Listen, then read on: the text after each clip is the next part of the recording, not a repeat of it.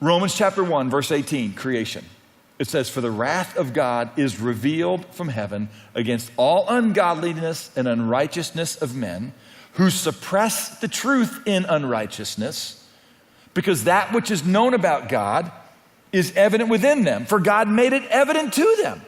For since the creation of the world, his invisible attributes, his eternal power, and his divine nature have been clearly seen, being understood through that which has been made, so they are without excuse.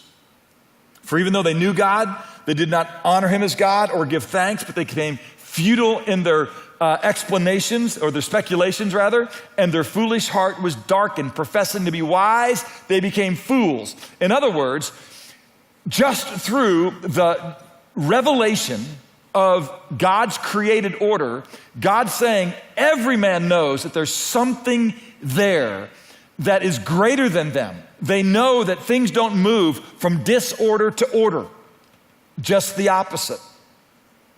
They move, as the second law of thermodynamics says, from an orderly state to a disorderly state.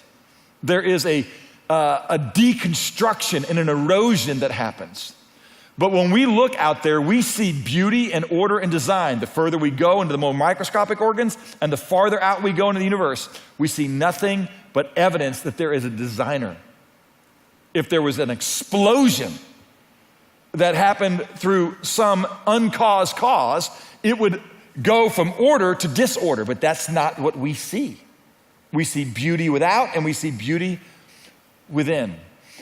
Darwin, even when he came up with his theory of evolution and tried to explain the existence of men apart from God, in the appendix to his book, The Origin of the Species, wrote in there, "I must freely confess that to say something even as simple at the time, they didn't even know how complicated the human eye was, but they knew it was complicated. And they said something as simple as complicated as the human eye with its rods and cones and rays and the way that it is able to see and take light and reflect it and project images, to think that that came as a result of time plus nothing plus chance, he says, I freely confess, is absurd to the highest degree.